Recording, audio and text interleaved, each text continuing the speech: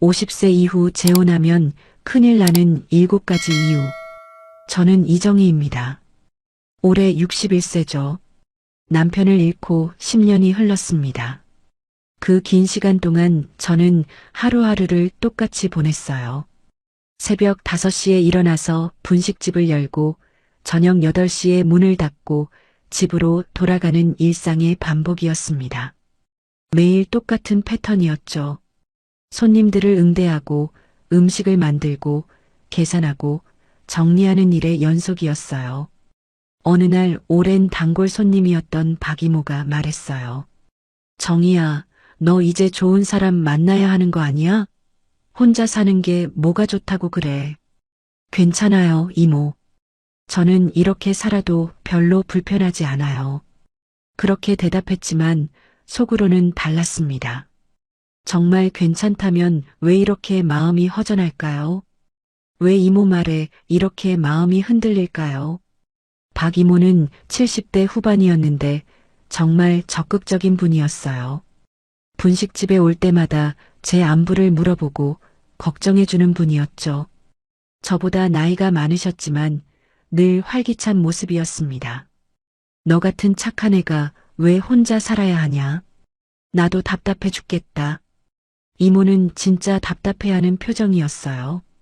마치 자신의 일처럼 걱정하는 모습을 보니까 마음이 짠했습니다. 누군가 저를 걱정해주는 것만으로도 고마웠거든요. 이모, 전 정말 괜찮아요. 지금도 충분히 잘 살고 있는걸요. 무슨 소리야? 혼자서 뭐가 괜찮다는 거야? 아프면 누가 돌봐줄 거야? 나이 들어가는데 말이야. 이모 말이 틀린 건 아니었어요. 가끔 몸이 아플 때나 컨디션이 안 좋을 때는 정말 막막했거든요. 그래도 지금까지 잘 버텼는데 뭘 그렇게 걱정하시나 싶었죠. 그런데 이모는 포기하지 않았어요. 내가 아는 분이 있는데 정말 괜찮은 분이야. 나이도 너랑 비슷하고 부인 돌아가신 지 좀 됐고. 소개팅이라는 단어에 저는 깜짝 놀랐습니다. 이 나이에 소개팅이라니요. 상상도 해보지 못했던 일이었어요. 이모, 전 그런 거 안 해요. 지금도 충분히 잘 살고 있어요. 단호하게 거절했죠. 솔직히 말하면 두려웠어요. 새로운 사람을 만난다는 것도 그렇고, 만약 잘 안 되면 어떻게 하나 하는 걱정도 들었고요. 하지만 박 이모는 쉽게 포기하지 않는 분이었습니다. 그냥 차 한 번만 마셔봐. 친구로라도 지내면 좋잖아. 요즘 혼자 사는 사람들끼리 모여서 이야기도 하고 그런다던데. 친구로라도 지내면 좋다는 말에 제 마음이 흔들리기 시작했어요. 사실 대화할 사람이 있다면 나쁘지 않을 것 같다는 생각이 들었거든요.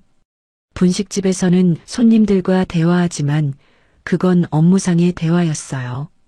진짜 마음 편히 이야기할 수 있는 사람은 없었죠. 가끔 박 이모 같은 분들과 이야기할 때가 제일 편했습니다. 며칠 동안 고민했어요. 만날까 말까? 혼자서 계속 생각하다 보니까 답답해졌습니다. 그래서 결국 박 이모에게 전화했어요. 이모, 그분 연락처 좀 주세요. 어머, 정희야. 정말 잘했다, 잘했어. 이모는 정말 기뻐했어요.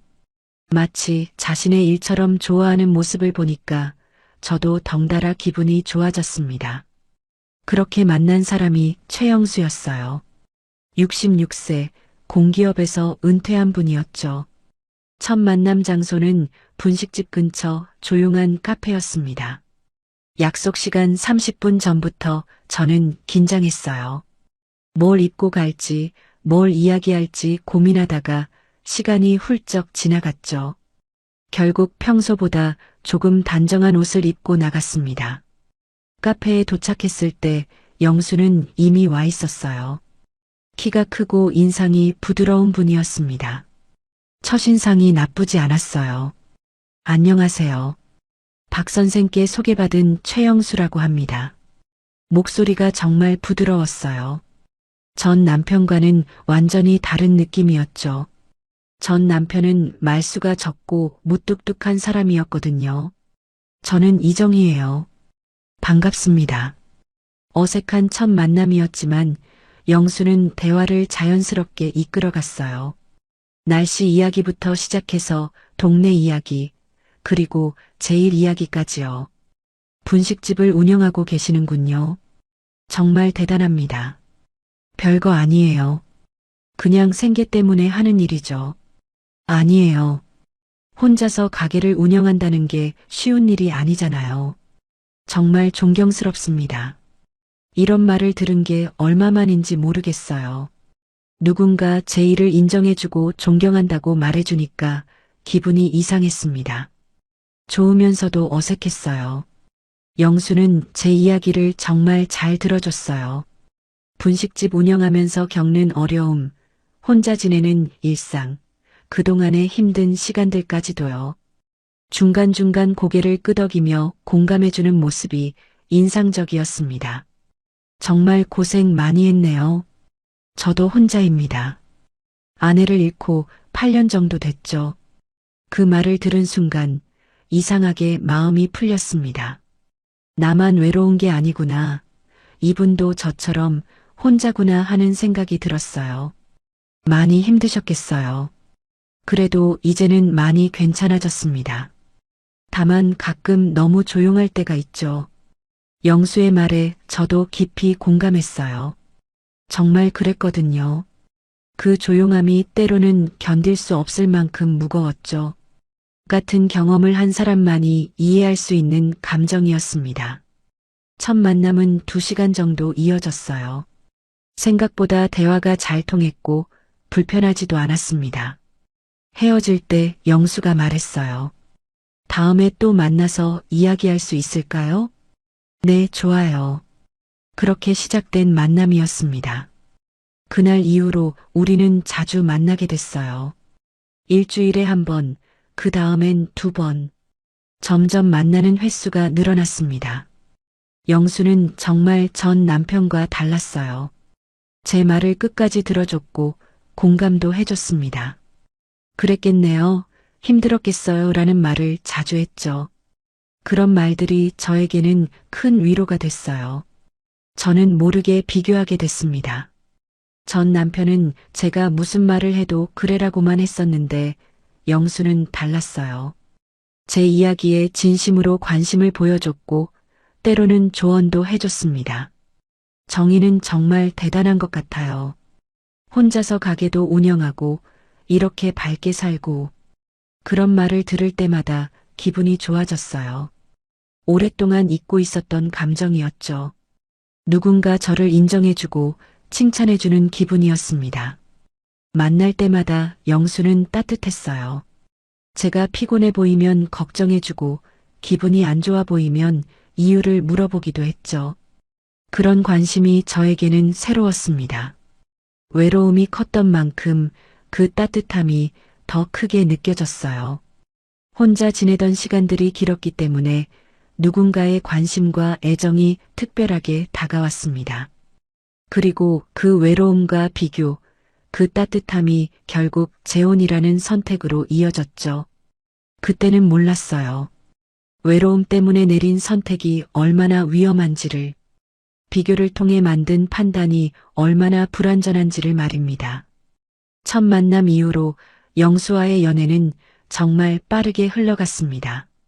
일주일에 1번이던 만남이 어느새 일주일에 2번, 3번으로 늘어났어요. 전화 통화도 매일같이 하게 됐죠. 오늘 하루는 어땠어요? 영수는 매일 저녁 이런 안부 인사로 전화를 시작했습니다. 처음엔 어색했지만 점점 익숙해졌어요. 하루 있었던 일들을 누군가에게 이야기한다는 게 이렇게 좋은 건지 몰랐습니다. 분식집에서 있었던 재미있는 일들, 힘들었던 순간들, 손님들과의 에피소드까지 모든 걸 영수에게 털어놨어요. 영수도 마찬가지였습니다. 은퇴 후 지루한 일상, 가끔 만나는 옛 동료들 이야기, 혼자 보내는 시간들에 대해 솔직하게 말해줬죠. 만날 때마다 영수는 작은 선물을 가져왔어요. 제가 좋아한다고 했던 호두과자, 분식집에서 쓸 수 있는 좋은 기름, 때로는 예쁜 꽃 한 송이까지요. 이런 건 안 가져오셔도 되는데요. 별거 아니에요. 그냥 보다가 생각나서요. 그런 말을 하며 웃는 영수를 보면 마음이 따뜻해졌습니다.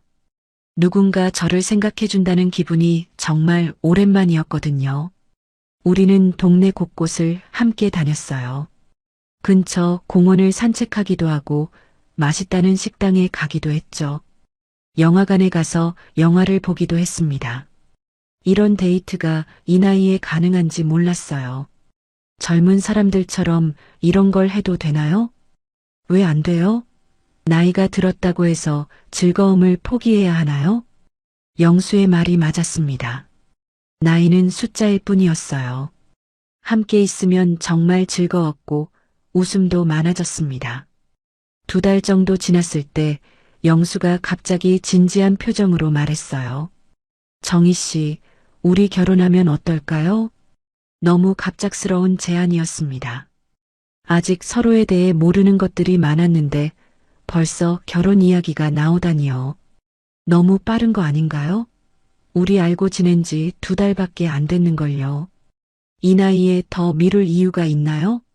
젊은 사람들처럼 몇 년씩 연애할 필요는 없잖아요. 영수의 말에 저는 고개를 끄덕였습니다. 맞는 말 같았어요. 61세와 66세에 무슨 오랜 연애가 필요한가요? 이미 서로의 성격도 어느 정도 파악했고 함께 있으면 편했으니까요. 그런데 정말 괜찮을까요? 우리 성격이 맞을지, 함께 살면서 문제가 없을지. 지금까지 만나면서 불편한 적 있었어요? 저는 정희 씨와 함께 있으면 정말 편해요. 영수 말이 틀리지 않았습니다. 실제로 함께 있으면 편했고 대화도 잘 통했어요. 서로 배려하려고 노력했고 큰 갈등도 없었죠. 하지만 뭔가 불안한 마음이 있었습니다. 너무 빠른 건 아닌가 하는 생각이 계속 들었어요.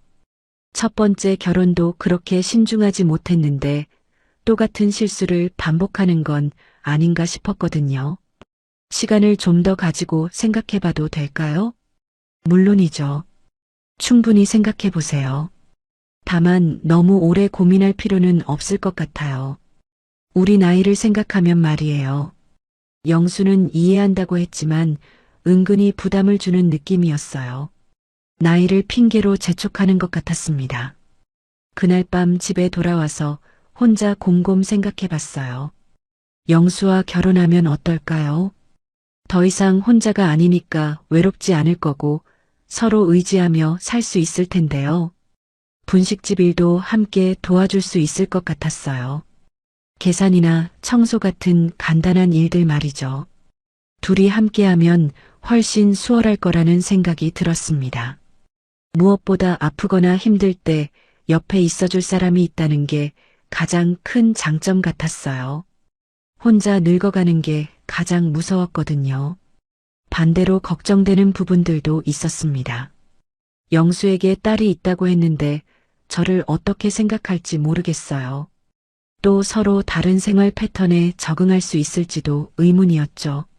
하지만 그런 걱정들을 하나하나 따지기 시작하면 끝이 없을 것 같았습니다. 완벽한 사람도 완벽한 결혼도 없으니까요. 일주일 정도 고민한 후 저는 영수에게 답을 했어요. 좋아요. 결혼해요. 정말요? 정말 감사해요, 정희 씨. 영수는 정말 기뻐했습니다. 마치 큰 복권에 당첨된 사람처럼 기뻐하는 모습을 보니까 저도 덩달아 기분이 좋아졌어요. 결혼 준비는 간단하게 하기로 했습니다. 이미 각자 집이 있으니까 새로 집을 구할 필요도 없었고 혼수나 예단 같은 것들도 생략하기로 했죠. 우리 나이에 그런 건 필요 없어요. 간단하게 혼인신고만 하고 가족들끼리만 식사 한 번 하면 되지 않을까요? 영수의 제안에 저도 동의했습니다. 복잡한 절차보다는 실질적인 것들이 더 중요하다고 생각했거든요. 그런데 막상 결혼 이야기가 구체화되니까 뭔가 아쉬운 마음이 들었어요. 너무 빨리 진행되는 게 아닌가 하는 생각이 다시 들었습니다. 서로의 가족들도 제대로 만나보지 못했고 함께 살 집에 대한 구체적인 계획도 없었어요. 누구 집에서 살지, 생활비는 어떻게 나눌지, 이런 현실적인 문제들은 논의조차 하지 않았습니다. 하지만 이미 결정한 일이니까 돌이킬 수는 없었어요. 늦었다는 조급함이 모든 판단을 앞서갔습니다. 그때는 정말 몰랐어요. 속도가 빠를수록 확인해야 할 것들이 줄어든다는 사실을. 그리고 그 확인하지 못한 것들이 나중에 얼마나 큰 문제가 될지를 말입니다. 혼인신고를 마치고 영수 집으로 이사한 지 일주일쯤 됐을 때였습니다. 저는 아직 새로운 환경에 적응하느라 정신이 없었어요. 분식집에서 집까지의 거리도 달라졌고 집안의 모든 것들이 낯설었죠. 영수는 자신의 집에서 계속 살자고 했습니다. 제 집보다 크고 깔끔하다는 이유였어요. 저도 별다른 이의가 없었습니다.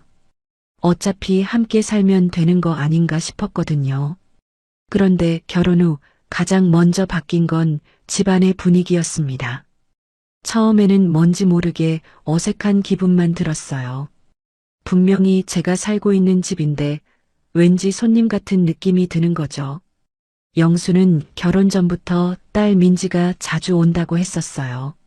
39세인 민지는 결혼하지 않고 혼자 살면서 아버지를 자주 챙겨준다고 했죠. 효녀라고 자랑스럽게 이야기하기도 했습니다. 민지가 일주일에 두세 번은 와요.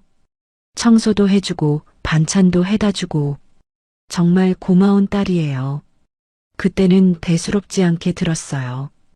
효성스러운 딸이 아버지를 챙기는 게 나쁠 게 뭐가 있겠어요. 오히려 보기 좋은 일이라고 생각했죠. 하지만 실제로 경험해보니 생각과는 달랐습니다. 민지는 정말 자주 집에 드나들기 시작했어요. 처음엔 일주일에 두세 번이라더니 거의 격일로 오는 것 같았습니다. 그것도 미리 연락하고 오는 게 아니었어요. 갑자기 나타나서 아빠 안녕하세요라고 인사하고는 자연스럽게 집 안으로 들어오는 거죠. 아, 민지 왔구나. 어서 와. 영수는 딸이 올 때마다 정말 기뻐했습니다. 얼굴이 환해지면서 급하게 자리를 정리하고 차를 끓여주려고 했어요. 처음 몇 번은 저도 반갑게 맞았습니다. 새로운 가족이니까 잘 지내야겠다는 마음이었거든요. 안녕하세요, 민지 씨. 오늘도 오셨네요. 네, 안녕하세요. 민지의 대답은 늘 그랬습니다. 짧고 건조했어요.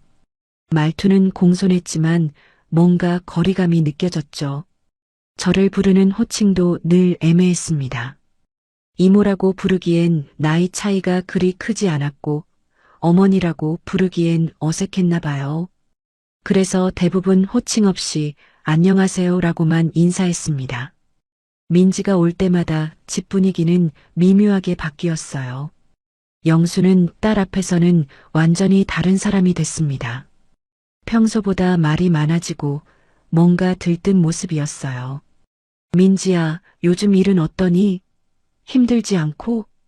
괜찮아요, 아빠. 걱정 마세요. 그래도 너무 무리하지 마. 몸이 제일 중요한 거야. 이런 부녀 간의 대화가 이어지는 동안 저는 어디에 끼어들어야 할지 몰랐습니다. 그냥 조용히 앉아서 듣고만 있어야 하는 건지 아니면 뭔가 말을 해야 하는 건지 판단이 서지 않았어요. 민지는 집에 오면 자연스럽게 집안을 둘러봤습니다. 냉장고를 열어보기도 하고 화장실이나 방 상태를 확인하기도 했죠. 마치 자신의 집을 점검하는 것 같았어요. 아빠, 청소기 필터 갈아야겠네요. 다음에 새 것 사다 드릴게요. 아, 그래. 고마워, 민지야. 그리고 이 세제는 너무 독해요. 몸에 안 좋아요. 다른 걸로 바꿔서 쓰세요. 이런 식으로 집안의 소소한 것들을 하나하나 지적하고 바꿔주겠다고 했습니다. 처음엔 세심하고 좋은 딸이라고 생각했어요. 하지만 점점 이상한 느낌이 들기 시작했습니다. 민지가 하는 말과 행동들이 마치 제가 집을 제대로 관리하지 못한다는 뜻으로 들렸거든요. 음식 관리 좀 더 신경 쓰셔야겠어요. 유통기한 지난 것들이 꽤 있네요. 냉장고를 점검하고 나서 민지가 한 말이었습니다. 유통기한이 하루 이틀 지난 반찬 몇 개를 보고 한 얘기였어요. 아, 죄송해요. 제가 깜빡했나 봐요. 저는 당황해서 사과했습니다. 하지만 속으로는 기분이 좋지 않았어요. 하루 이틀 지난 반찬 정도야 충분히 먹을 수 있는 건데 왜 이렇게 지적하는 건지 이해가 안 됐거든요. 아빠가 나이 드시면서 이런 부분을 신경 못 쓰시는 것 같아요. 앞으로 제가 자주 확인해 드릴게요. 민지의 말에 영수는 고개를 끄덕였습니다. 마치 제가 정말로 집 관리를 못한다는 식으로요. 저는 점점 위축되기 시작했습니다. 내가 뭔가 잘못하고 있는 건가 하는 생각이 들었거든요. 하지만 곰곰 생각해보면 특별히 잘못한 게 없었어요. 민지가 올 때마다 이런 일들이 반복됐습니다. 집안의 이것저것을 체크하고 개선점을 찾아내고 자신이 해결해 주겠다고 나서는 거죠. 아빠, 이 소파 너무 낡았어요. 새 걸로 바꿔드릴까요? 아니야, 민지야. 이 소파가 편해서 바꾸고 싶지 않아. 그래도 보기에 안 좋아요. 손님들이 오면 창피하지 않아요? 손님이라고 하면서 저를 힐끔 보는 민지의 시선이 느껴졌습니다.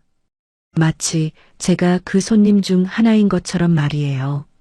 가장 이상했던 건 민지가 집안에서의 제 역할을 자꾸 축소시키려고 한다는 점이었습니다. 아빠 빨래는 제가 해갈게요. 이렇게 하면 안 돼요.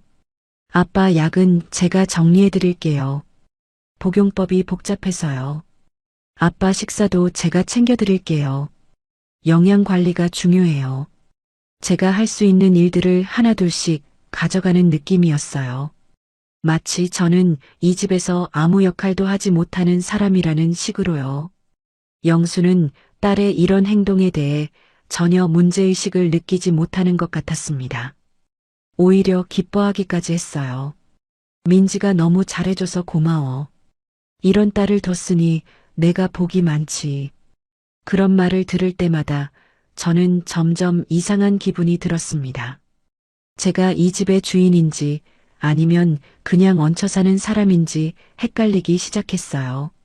민지는 항상 아버지를 위해서라는 명분을 내세웠습니다. 아버지의 건강, 아버지의 편안함, 아버지의 안전. 모든 것이 아버지 중심이었어요.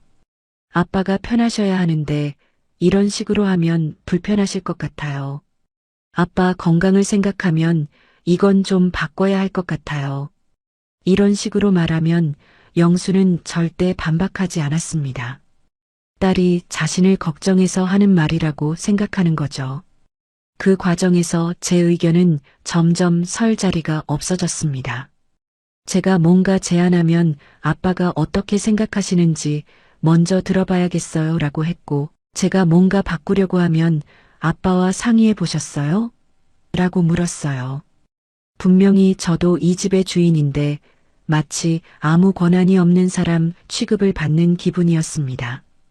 집안에서 정의는 점점 주인이 아닌 사람이 되어가고 있었어요. 그리고 그 변화는 너무 자연스럽게, 너무 교묘하게 이루어지고 있었습니다. 민지의 말투는 늘 공손했고 하는 행동들도 겉으로 보기에는 효심에서 나온 것 같았어요. 하지만 그 결과는 제가 이 집에서 점점 투명인간이 되어가는 것이었습니다. 그때까지도 저는 이것이 시간이 지나면 자연스럽게 해결될 문제라고 생각했어요. 서로 적응하면 좋아질 거라고 믿었죠. 하지만 그건 제가 너무 순진한 생각이었습니다. 상황은 좋아지기는커녕 점점 더 복잡해져 갔거든요. 민지의 방문이 잦아질수록 저는 이상한 패턴을 발견하기 시작했습니다. 민지는 단순히 아버지를 챙기는 것에서 그치지 않았어요. 점점 더 깊숙한 부분까지 관여하려고 했죠. 처음엔 집안 정리나 음식 관리 정도였는데 어느 순간부터는 재정 관리에까지 손을 뻗기 시작했습니다. 아빠, 통장 정리 좀 해야겠어요. 이렇게 여러 곳에 나눠 놓으면 관리가 어려워요. 결혼한 지 한 달쯤 됐을 때 민지가 한 말이었어요. 영수가 가지고 있던 여러 개의 통장과 적금에 대해 이야기하는 거였죠. 괜찮아, 민지야. 지금까지 이렇게 해왔는데 뭘. 아니에요, 아빠. 나이 드시면서 이런 관리가 점점 어려워질 거예요. 미리미리 정리해놔야 해요. 민지는 늘 그랬습니다. 아버지를 위해서라는 명분을 앞세웠어요. 그러면 영수는 더 이상 반박하지 않았죠. 저는 그 대화를 들으면서 좀 이상하다는 생각이 들었습니다. 영수는 아직 정정하고 판단력도 멀쩡한데 왜 벌써 그런 걱정을 하는 건지 이해가 안 됐거든요. 여보, 그런 건 급하지 않은 것 같은데요. 천천히 생각해봐도 되지 않을까요? 제가 조심스럽게 의견을 말했습니다. 하지만 민지의 반응은 차갑더라고요. 아버지 일인데 왜 끼어드세요? 아버지를 위해서 하는 얘기예요. 그 말에 저는 할 말이 없었습니다. 남편의 재정 문제에 아내가 의견을 내는 게 끼어드는 일인가요? 하지만 민지 앞에서는 제가 아무것도 아닌 사람 같은 기분이 들었어요. 영수는 그런 상황에서도 민지를 말리지 않았습니다. 민지가 걱정해서 그러는 거야. 고마운 일이지. 이런 식으로 딸을 두둔했어요. 제가 불편해하는 기색을 보여도 신경 쓰지 않았습니다. 재산 이야기는 거기서 그치지 않았어요. 민지는 점점 더 구체적인 계획들을 제시하기 시작했습니다. 아빠, 노후를 생각하면 지금 집을 정리하는 것도 고려해 봐야 해요. 너무 큰 집에 혼자 사시기엔 관리도 어렵고. 혼자가 아니야, 민지야. 정희와 함께 살고 있잖아. 그래도 나중을 생각하면요. 아빠 나이를 생각해 보세요. 민지는 제가 옆에 있는데도 마치 제가 없는 사람인 것처럼 이야기했어요. 나중을 생각한다는 게 무슨 뜻인지 뻔했습니다. 저와의 결혼이 오래가지 않을 거라는 전제로 말하는 거죠. 그리고 요양원 정보도 미리 알아봐두면 좋을 것 같아요. 좋은 곳은 대기가 길다고 하니까요. 요양원 이야기까지 나왔을 때는 정말 기가 막혔습니다. 영수는 아직 건강하고 활동적인데 벌써 요양원 이야기를 하다니요. 민지야, 그런 이야기는 너무 이른 것 같은데. 영수도 좀 당황하는 기색이었어요. 하지만 민지는 단호했습니다. 아빠, 미리 준비하는 게 좋아요.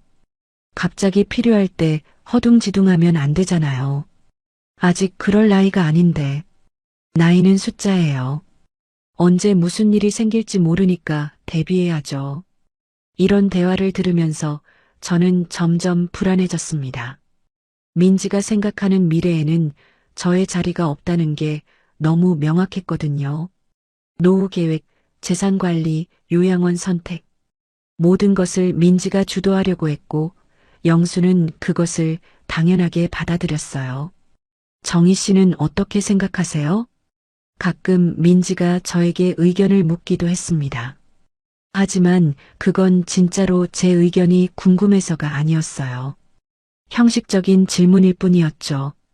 저는 아직 그런 걱정할 단계가 아닌 것 같은데요. 여보도 건강하시고 그렇게 생각하시는군요. 하지만 현실적으로 생각해야 해요.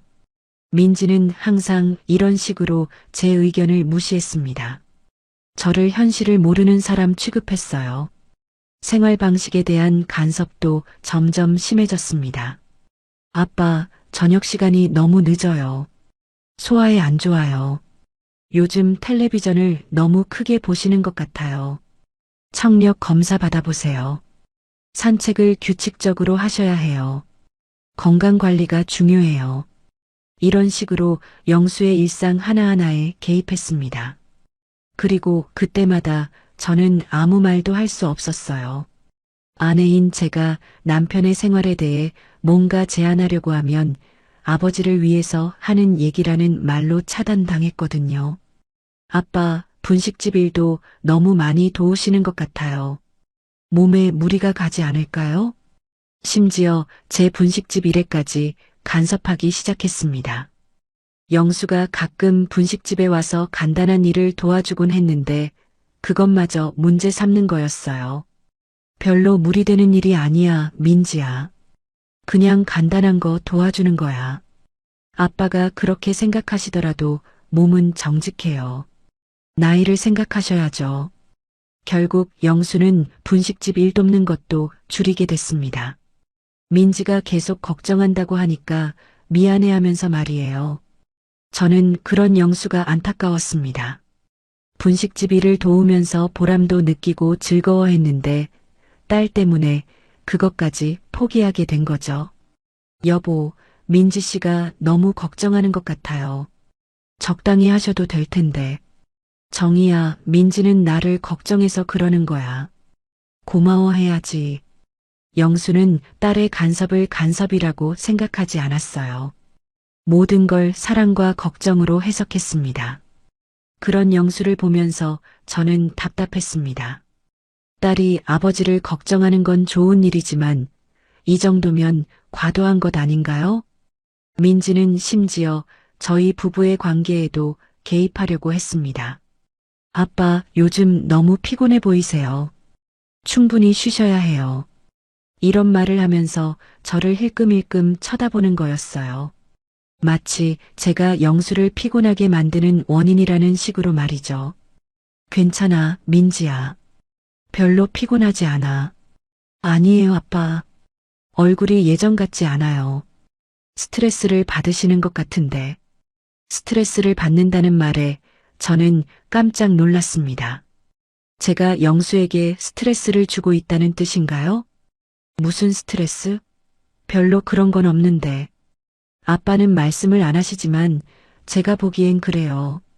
새로운 환경에 적응하시느라 힘드실 거예요. 새로운 환경이라는 표현이 묘했습니다. 영수 자신의 집인데 새로운 환경이라니요. 제가 들어왔기 때문에 새로운 환경이 됐다는 뜻이겠죠. 이런 식으로 민지는 자연스럽게 모든 일에 끼어들었습니다. 그리고 그때마다 아버지를 위해서라는 명분을 내세웠어요. 영수는 그런 딸을 전혀 말리지 않았습니다. 오히려 고마워했죠. 민지가 걱정해서 그러는 거야라는 말을 입에 달고 살았어요. 저는 그때 깨달았습니다. 이 집에는 이미 보이지 않는 질서가 있다는 것을, 그리고 그 질서에서 제가 들어갈 자리는 없다는 것을요. 민지와 영수 사이에는 오랜 시간 쌓인 특별한 관계가 있었어요. 그것은 단순한 부녀 관계를 넘어서는 무언가였습니다.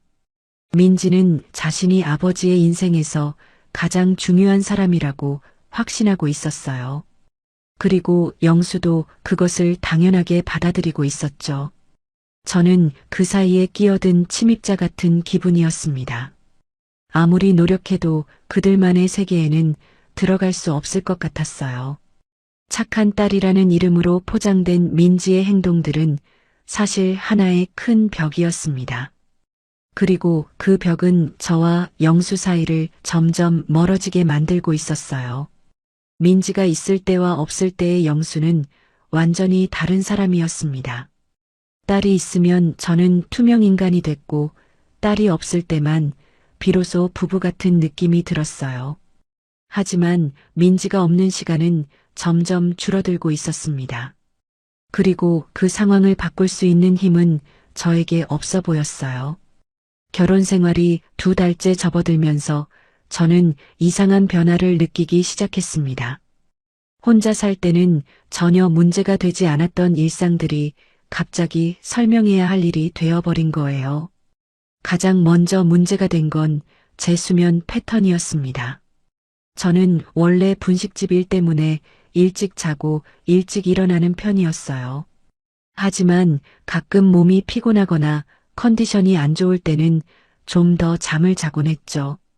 혼자 살 때는 아무도 뭐라고 하지 않았습니다. 제 몸이고 제 시간이니까요. 늦잠을 자든 일찍 일어나든 그건 순전히 제 선택이었어요.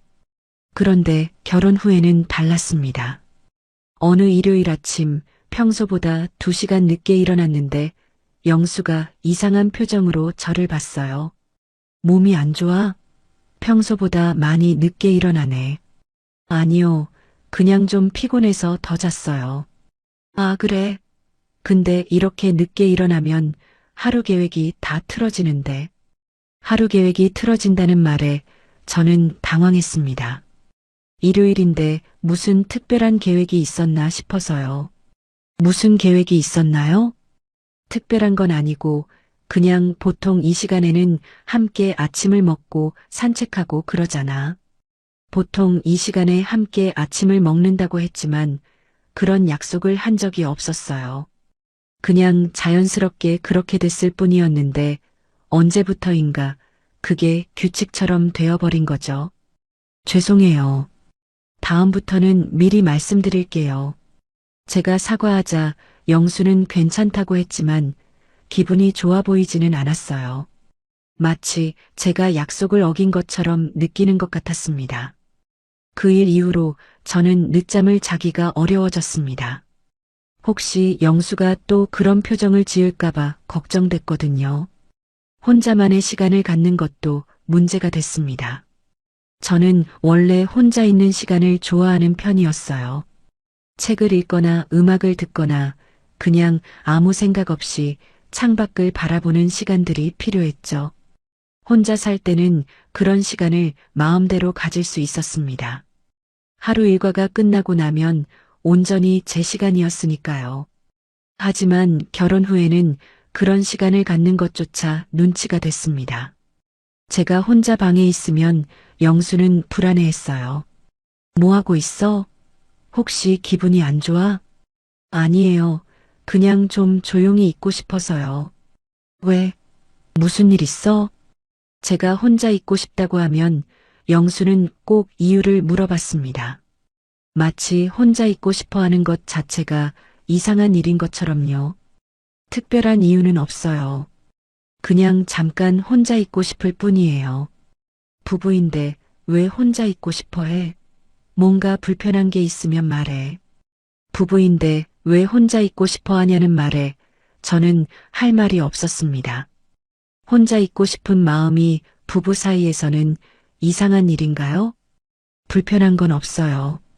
정말 그냥 잠깐 조용히 있고 싶을 뿐이에요. 그러면 나랑 같이 있으면서 조용히 있으면 안 돼? 굳이 혼자 있어야 해? 영수는 제가 혼자 있으려고 하는 것을 자신을 피하는 것으로 받아들이는 것 같았어요. 그래서 계속 붙어 있으려고 했죠. 결국 저는 혼자만의 시간을 갖는 것을 포기해야 했습니다. 혼자 있으려고 할 때마다 영수가 불안해하고 이유를 묻는 게 더 스트레스였거든요. 조용한 휴식을 취하는 것도 마찬가지였습니다. 저는 가끔 아무것도 하지 않고 그냥 멍하니 있는 시간이 필요했어요.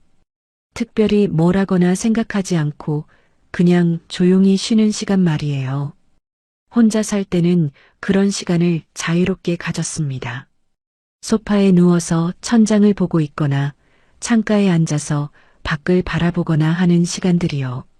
하지만 영수는 그런 제 모습을 보면 뭔가 해야 할 일이 있는 것처럼 말했어요. 그냥 있지 말고 뭔가 해. 텔레비전이라도 보든지. 전 이렇게 있는 게 좋아요. 이렇게 있으면 뭐가 좋아? 시간 아깝잖아. 영수에게는 아무것도 하지 않는 시간이 낭비로 보였나 봐요. 항상 뭔가 생산적인 일을 해야 한다고 생각하는 것 같았습니다. 부부인데 그건 너무 자유로운 거 아니야? 어느 날 제가 혼자 책을 읽고 있을 때 영수가 한 말이었어요. 너무 자유롭다는 표현이 이상했습니다. 책 읽는 게 너무 자유로운 일인가요? 책 읽는 게 뭐가 자유로워요? 혼자서만 하는 일이잖아. 나는 빼놓고. 영수는 제가 혼자 하는 모든 일을 자신을 배제하는 행동으로 받아들였어요. 책 읽기, 음악 듣기, 조용히 쉬기 같은 당연한 일상들까지도 말이죠. 그럼 뭘 해야 해요? 둘이서 같이 할 수 있는 걸 하지. 텔레비전도 보고, 이야기도 하고. 영수가 원하는 건 제가 항상 그와 함께 시간을 보내는 것이었어요. 혼자만의 시간이나 공간은 필요 없다고 생각하는 것 같았습니다.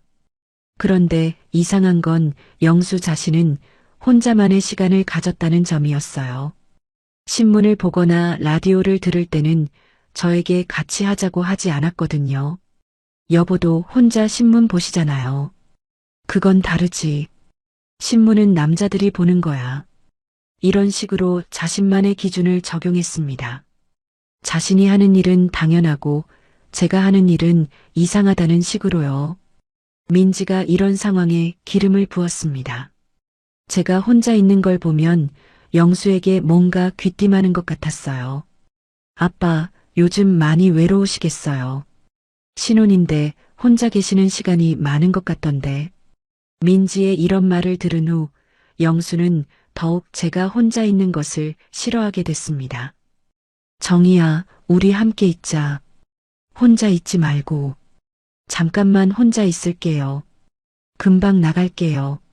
왜? 내가 싫어? 나랑 있는 게 불편해? 영수는 점점 예민해졌어요. 제가 조금이라도 혼자 있으려고 하면 자신을 거부하는 것으로 받아들였습니다.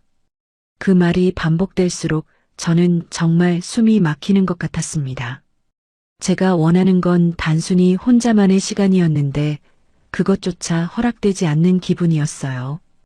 혼자 살 때는 당연했던 모든 것들이 결혼 후에는 설명해야 할 일이 됐습니다. 왜 늦잠을 잤는지, 왜 혼자 있고 싶은지, 왜 조용히 쉬고 싶은지 모든 걸 설명해야 했어요.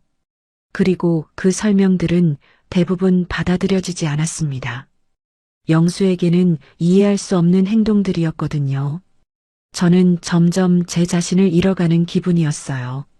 제가 원하는 대로 살 수 없고 항상 영수의 기준에 맞춰야 했습니다. 자유로운 것이 나쁜 일인 줄 몰랐습니다. 혼자 있고 싶어 하는 것이 이상한 일인 줄도 몰랐어요. 하지만 결혼 생활에서는 그런 것들이 모두 문제가 됐습니다. 부부는 모든 걸 함께 해야 해. 영수의 이런 생각은 바뀌지 않았어요. 그리고 저는 그 틀에 맞춰 살아야 했습니다. 숨이 막히는 것 같았지만 참아야 했어요. 이게 결혼 생활인가 보다, 이렇게 살아야 하는 건가 보다 하면서 말이죠. 하지만 그렇게 참으면서 살아가는 것이 정말 행복한 결혼 생활인지는 의문이었습니다. 자유를 포기해야 하는 관계가 과연 좋은 관계일까요? 결혼한 지 석 달이 지나면서 저는 이상한 것들을 느끼기 시작했습니다. 처음에는 막연한 불편함이었는데 점점 구체적인 모습으로 드러나기 시작했어요. 어느 날 민지가 또 집에 왔을 때였습니다. 평소처럼 아버지 안부를 묻고 집안을 둘러보던 민지가 갑자기 저에게 말을 걸었어요. 아버지 건강관리 잘 부탁드려요. 나이가 나이인 만큼 신경 써주시면 좋겠어요. 건강관리를 부탁한다는 말에 저는 당연하다고 생각했습니다. 남편의 건강을 챙기는 건 아내의 당연한 역할이니까요. 물론이죠. 제가 잘 챙겨드릴게요.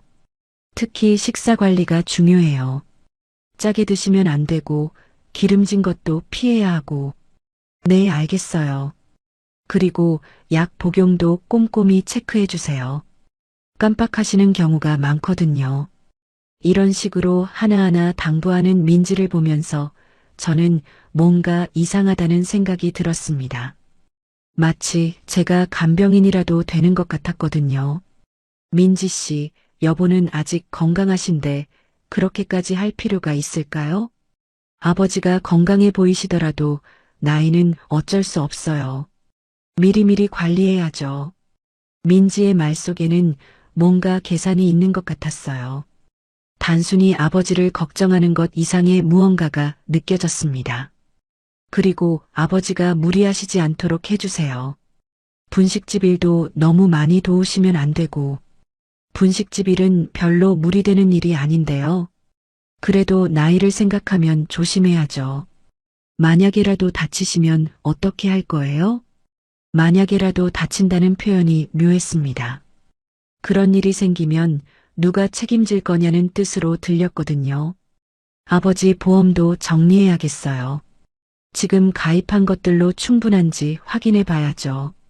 갑자기 보험 이야기가 나오자 저는 더욱 이상했습니다. 왜 하필 지금 보험 이야기를 하는 건지 이해가 안 됐어요. 혹시 모르니까요.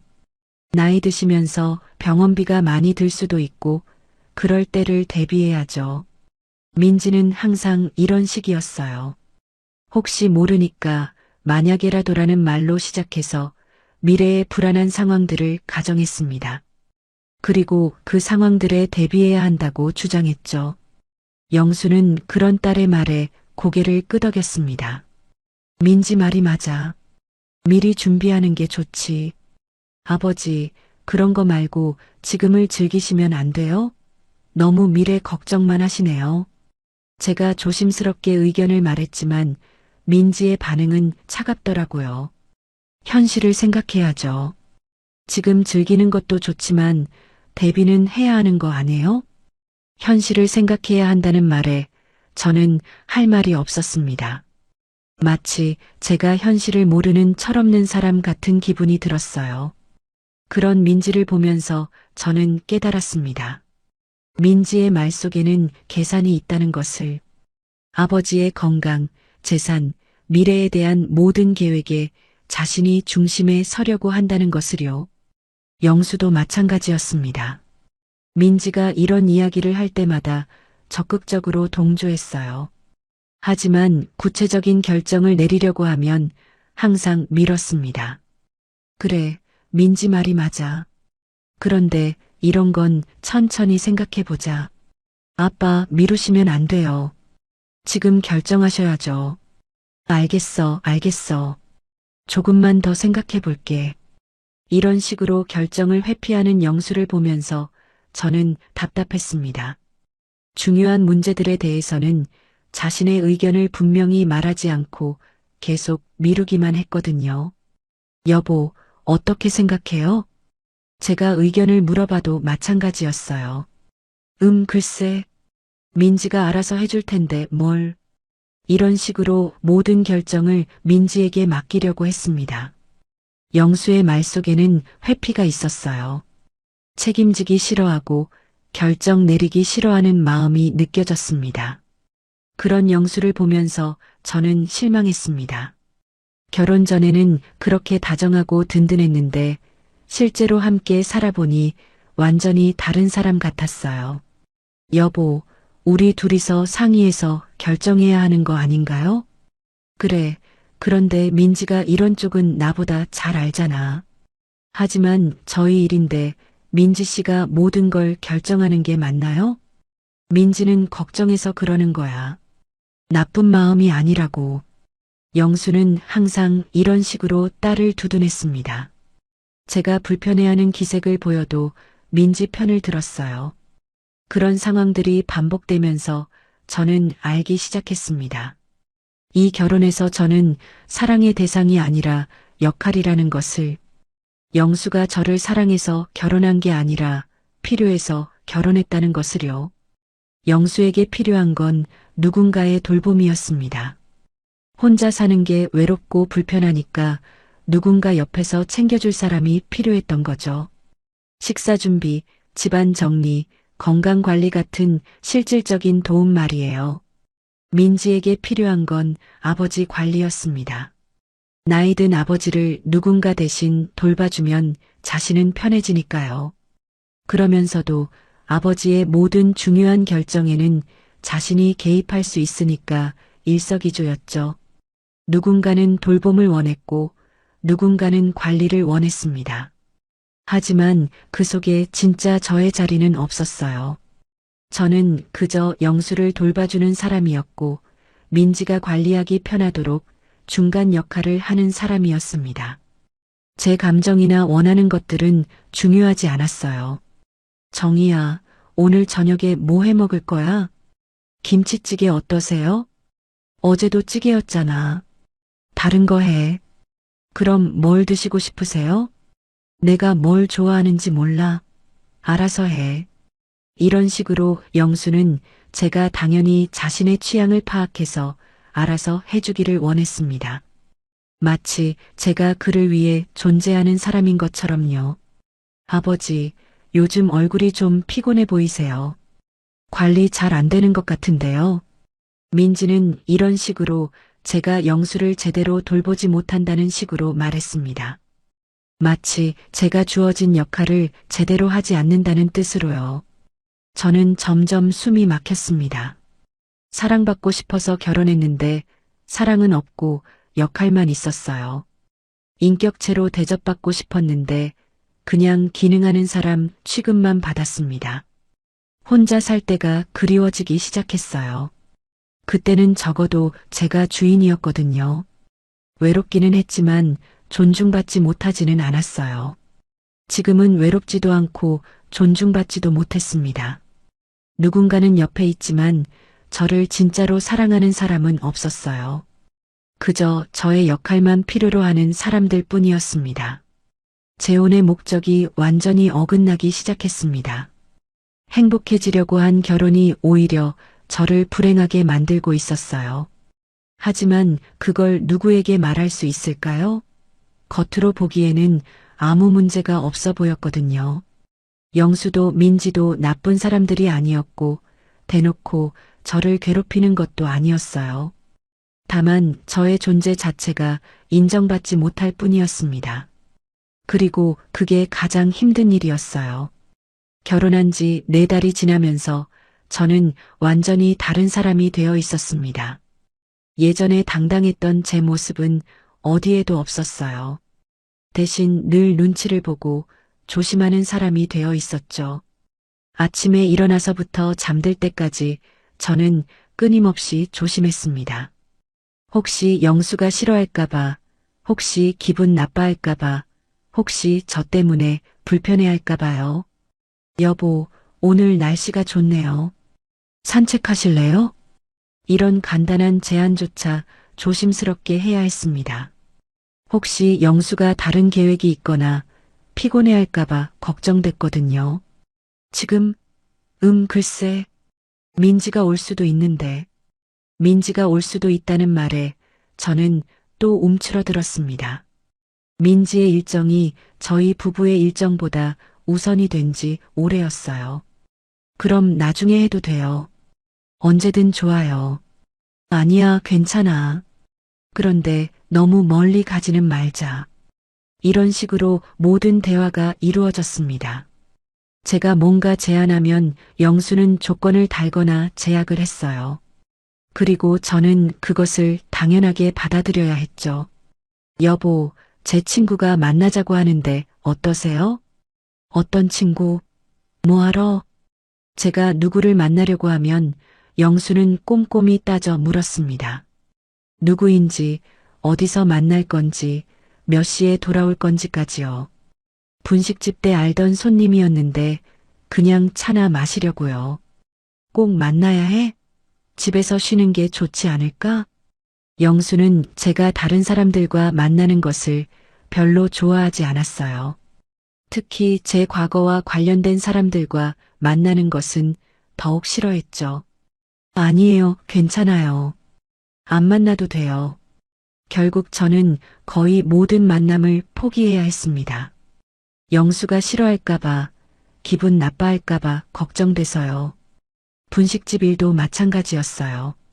처음에는 지지해주던 영수가 점점 제약을 가하기 시작했습니다. 너무 늦게까지 하지 마. 몸에 안 좋아. 손님들이 너무 까다로우면 스트레스 받을 텐데. 이제 혼자가 아니니까 무리하지 마. 이런 식으로 제 일에 개입했어요. 겉으로는 걱정해서 하는 말 같았지만 실제로는 제 활동 영역을 줄이려는 것 같았습니다. 제가 분식집에서 돌아오면 영수는 항상 물어봤어요. 오늘 뭐 있었어? 힘든 일은 없었고? 괜찮았어요. 별일 없었어요. 정말 표정이 좀 안 좋은 것 같은데. 제 표정을 계속 살피면서 뭔가 문제가 있는지 확인했습니다. 마치 제가 무슨 나쁜 일을 당했을 거라고 전제하는 것 같았어요. 정말 괜찮아요. 그냥 조금 피곤할 뿐이에요. 그것 봐, 역시 무리했지. 내가 뭐라고 했어. 이런 식으로 제가 힘들어하는 것을 당연하게 생각했습니다.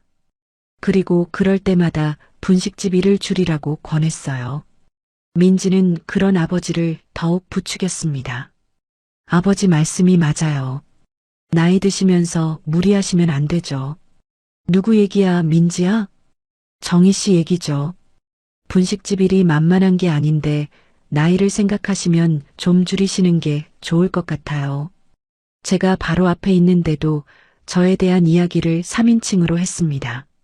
마치 제가 그 자리에 없는 사람인 것처럼요. 민지 씨, 제가 아직 그럴 나이는 아닌 것 같은데요. 그래도 조심하시는 게 좋죠. 몸이 고생하면 아버지도 걱정되시잖아요. 아버지가 걱정된다는 이유로 제 일까지 제약하려고 했습니다. 그리고 영수는 그런 딸의 말에 고개를 끄덕였어요. 이런 상황들이 계속되면서 저는 점점 위축됐습니다. 뭘 해도 지적받을 것 같고 뭘 말해도 문제가 될 것 같았어요. 관계는 자연스럽게 갑과 을이 되었습니다. 영수와 민지가 갑이고 저는 을이 됐죠. 모든 결정은 그들이 내렸고 저는 따라야 하는 사람이 됐습니다. 정희야, 우리 이사하는 게 어떨까? 어느 날 갑자기 영수가 이사 이야기를 꺼냈습니다. 이사요? 갑자기 왜요? 민지가 그러는데 이 집이 너무 크대. 관리하기도 어렵고 또 민지 이야기였습니다. 모든 중요한 결정에는 민지의 의견이 앞섰어요. 저는 이 집이 좋은데요. 분식집에서도 가깝고 그래도 민지 말을 들어보니까 일리가 있어. 작은 집으로 옮기면 관리도 편하고 제 의견보다는 민지의 의견이 더 중요했습니다. 저는 그저 동의하거나 거부할 수 있을 뿐이었어요. 여보 혼자 결정하신 거예요? 아니야, 민지랑 상의했지. 민지와는 상의했지만 저와는 상의하지 않았다는 뜻이었습니다. 아내인 저보다 딸인 민지의 의견이 더 중요한 거죠. 저도 의견을 말할 수 있는 거 아닌가요? 물론이지. 그래서 지금 물어보는 거잖아. 하지만 이미 민지와 결정한 후에 저에게 물어보는 것은 진짜 의견을 묻는 게 아니었어요. 그냥 형식적으로 동의를 구하는 것일 뿐이었습니다. 전 이사하기 싫어요. 왜? 뭐가 싫어? 이 집이 좋아요. 굳이 옮길 이유가 없는 것 같고. 그런데 민지가 너무 걱정하는데 결국 모든 건 민지로 귀결됐습니다. 민지가 걱정한다면 제 의견은 중요하지 않았어요. 민지 씨 걱정보다 저희 생활이 더 중요한 거 아닌가요? 민지도 가족이야. 가족이 걱정하는데 무시할 수는 없지. 가족이라는 명분으로 민지의 의견이 항상 우선됐습니다. 그리고 저는 그 가족에 완전히 포함되지 못한 사람이었어요. 결정적인 순간은 그 다음 주에 왔습니다. 민지가 또 집에 왔는데 이번에는 뭔가 진지한 표정이었어요. 아버지, 앞으로 어떻게 사실 건지 진지하게 생각해 봐야 할 것 같아요. 무슨 말이야, 민지야? 아버지 나이도 나이고 건강도 예전 같지 않으시잖아요. 구체적인 계획이 필요해요. 건강이 예전 같지 않다는 말에 저는 의아했습니다. 영수는 아직 건강했거든요. 나는 괜찮은데 뭘. 아버지가 괜찮다고 하시지만 객관적으로 봐야죠. 민지는 영수의 말을 무시하고 자신의 의견을 고집했습니다.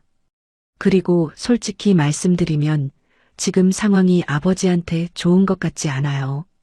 지금 상황이 좋지 않다는 말에 저는 가슴이 철렁했습니다. 무슨 뜻인지 뻔했거든요. 무슨 뜻이야? 아버지가 스트레스를 많이 받으시는 것 같아요. 새로운 환경, 새로운 사람들. 새로운 사람이라는 건 저를 가리키는 말이었습니다. 제가 영수에게 스트레스를 준다는 뜻이었어요. 민지야, 그런 말 하지 마. 영수가 말렸지만 민지는 계속했습니다. 아버지, 현실을 봐야 해요. 이런 식으로 가면 아버지 건강만 더 나빠질 거예요. 그리고 그 다음에 나온 말이었습니다. 아버지 인생은 제가 책임질게요. 더 이상 다른 사람들 때문에 힘들어하지 마세요. 그 순간 저는 알았습니다. 이 결혼은 끝났다는 것을. 민지가 말하는 다른 사람들은 바로 저였고 아버지 인생을 책임진다는 것은 저를 배제하겠다는 뜻이었어요. 영수는 그런 딸의 말에 반박하지 않았습니다. 오히려 고마워하는 것 같았어요. 민지야, 아버지, 저를 믿으세요. 제가 모든 걸 알아서 할게요. 그 자리에서 저는 아무 말도 할 수 없었습니다. 제 존재 자체가 부정당하는 순간이었거든요. 그날 밤 저는 혼자 생각했습니다. 이 관계에서 저는 무엇인가요? 사랑받는 아내인가요? 아니면 그냥 불편한 존재인가요? 답은 명확했습니다. 저는 이 가족에게 필요 없는 사람이었어요. 오히려 방해가 되는 사람이었죠. 무너진 자존감을 회복할 방법은 하나뿐이었습니다. 이 관계를 끝내는 것이었어요. 민지의 그 말을 들은 지 일주일 후, 저는 조용히 결정했습니다. 더 이상 이 관계에서 버틸 수 없다는 것을, 제 자존감과 정체성을 완전히 잃어버리기 전에 나와야겠다고 생각했어요. 그날 아침, 평소처럼 영수에게 아침을 차려드리고 분식집에 나갔습니다. 하지만 마음속으로는 이미 결정이 서 있었어요. 오늘이 이 집에서 보내는 마지막 날이라고요. 분식집에서 일하는 동안 저는 지난 몇 달을 돌이켜봤습니다. 행복해지려고 선택한 재혼이 오히려 저를 이렇게 만들어버렸다는 게 믿어지지 않았어요. 손님들을 응대하면서도 머릿속으로는 계속 생각했습니다. 정말 제가 문제였을까요? 제가 너무 이기적이었던 걸까요? 하지만 아무리 생각해도 저는 잘못한 게 없었어요. 저는 그저 존중받고 싶었을 뿐이었습니다. 사랑받고 싶었을 뿐이었어요. 하지만 그 집에서는 그런 게 허락되지 않았죠. 오후가 되자 마음이 더욱 확고해졌습니다. 이번에는 주저하지 않기로 했어요. 더 이상 참으면서 살고 싶지 않았거든요. 분식집 문을 닫고 집으로 돌아가는 길이 무겁게 느껴졌습니다. 하지만 동시에 어떤 해방감도 들었어요. 드디어 이 상황을 끝낼 수 있다는 안도감이었습니다. 집에 들어서자 영수가 거실에서 텔레비전을 보고 있었어요. 평소와 다름없는 모습이었죠. 왔어? 오늘 힘들었지? 네, 조금요. 평소처럼 대답했지만 목소리가 떨리는 게 느껴졌습니다. 이제 말해야 할 시간이었어요. 여보, 할 말이 있어요. 뭔데? 밥부터 먹자. 지금 들어주셨으면 해요. 제 진지한 목소리에 영수도 뭔가 심상치 않다는 걸 느꼈나 봅니다. 텔레비전을 끄고 저를 쳐다봤어요. 이제 그만하고 싶어요. 뭘 그만한다는 거야? 이 결혼 말이에요. 더 이상 함께 살 수 없을 것 같아요. 영수의 얼굴이 굳어졌습니다. 예상하지 못한 말이었나 봐요. 갑자기 무슨 소리야? 무슨 일 있었어? 갑자기가 아니에요. 오랫동안 생각해온 일이에요. 생각해온 일? 나한테는 한 번도 말한 적 없잖아. 말한 적이 없다는 영수의 말에 저는 씁쓸했습니다. 제가 얼마나 불편해했는지, 얼마나 힘들어했는지 전혀 모르고 있었던 거죠. 말씀드리려고 했지만 들어주실 것 같지 않았어요. 뭔 소리야? 내가 언제 내 말 안 들었어? 영수는 정말로 모르는 것 같았어요. 자신이 제 말을 얼마나 무시했는지, 민지의 말만 들었는지 전혀 모르고 있었습니다. 여보, 솔직히 말씀해 주세요. 저와 민지 씨 중에서 누구 말이 더 중요해요? 그게 무슨 말이야? 비교할 일이야? 비교할 일이 아니라고 하지만 실제로는 항상 민지 씨 편을 드셨잖아요. 민지는 내 딸이야. 당연히 걱정해 주는 거지. 저는 여보 아내예요. 그것도 당연하게 걱정해 주셔야 하는 거 아닌가요? 영수는 할 말이 없는 것 같았어요. 그제서야 자신이 저를 어떻게 대했는지 깨닫는 것 같았습니다. 정희야, 미안해. 내가 잘못했어. 다시 생각해보자. 이미 늦었어요. 저는 이미 결정했어요. 그래도 한 번 더 생각해봐. 우리가 이런 식으로 끝날 일이야? 하지만 저는 더 이상 흔들리지 않았습니다. 이미 충분히 생각했고 충분히 기회를 줬으니까요. 여보, 저는 행복하지 않아요. 이 집에서 저는 아무것도 아니에요. 그런 말 하지 마. 너는 내 아내야. 아내라고 하지만 실제로는 그냥 집안일 하는 사람 취급받았어요. 제 말에 영수는 아무 대답을 하지 못했습니다. 사실이었으니까요. 그리고 앞으로도 바뀔 것 같지 않아요. 민지 씨가 있는 한은요. 민지랑은 내가 얘기해 볼게. 소용없어요. 민지 씨는 절대 바뀌지 않을 거예요. 그리고 여보도 민지 씨를 바꿀 생각이 없으시잖아요. 영수는 더 이상 반박하지 않았습니다. 자신도 알고 있었던 거죠. 그날 밤 저는 조용히 짐을 쌌습니다. 가져온 것들만 챙겼어요. 많지 않았죠. 옷가지 몇 벌과 개인적인 물건들 뿐이었습니다. 다음 날 아침 일찍 영수가 아직 잠들어 있을 때 저는 조용히 집을 나왔습니다. 작별 인사는 하지 않았어요. 어차피 말해봐야 소용없을 게 뻔했으니까요. 제 원래 집으로 돌아가는 길에 저는 울었습니다. 두 번째 이혼이었어요. 첫 번째보다 더 아팠습니다. 나이가 들어서 한 선택이 이렇게 잘못될 줄 몰랐거든요. 하지만 동시에 어떤 안도감도 느꼈습니다. 드디어 숨을 쉴 수 있을 것 같았어요. 더 이상 눈치 보지 않아도 되고 허락받지 않아도 되니까요.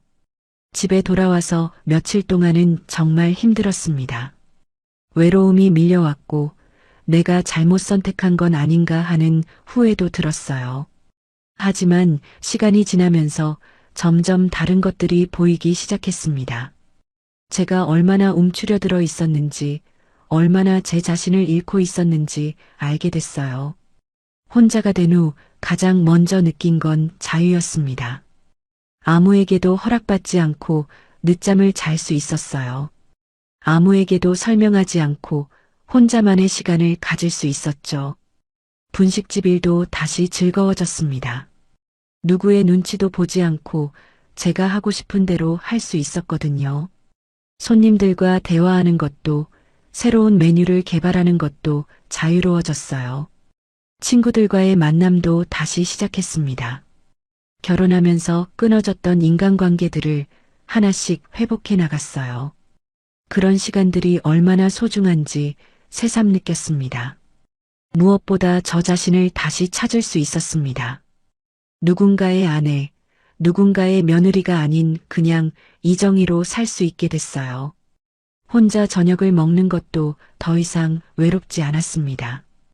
오히려 평화로웠어요. 아무 눈치 보지 않고 제가 먹고 싶은 걸 먹을 수 있었거든요. 몇 달이 지나면서 저는 깨달았습니다. 문제는 50세 이후 재혼이 아니었다는 것을. 문제는 제가 저 자신을 잃어가면서도 그 관계에 매달렸다는 것이었어요. 외로움 때문에 서둘러 선택한 결혼, 상대방을 제대로 알아보지 못한 채 한 결혼, 무엇보다 제 자신을 포기해가면서 유지하려고 한 결혼이 문제였던 거죠. 지금 저는 확실히 말할 수 있습니다. 50세 이후 재혼이 문제였던 게 아니라 나를 잃어가면서 버틴 게 문제였어요. 혼자인 삶은 실패가 아니었습니다. 오히려 저에게는 더 맞는 삶이었어요. 누구에게나 맞는 삶이 있고 저에게는 혼자 사는 삶이 더 어울렸던 거죠.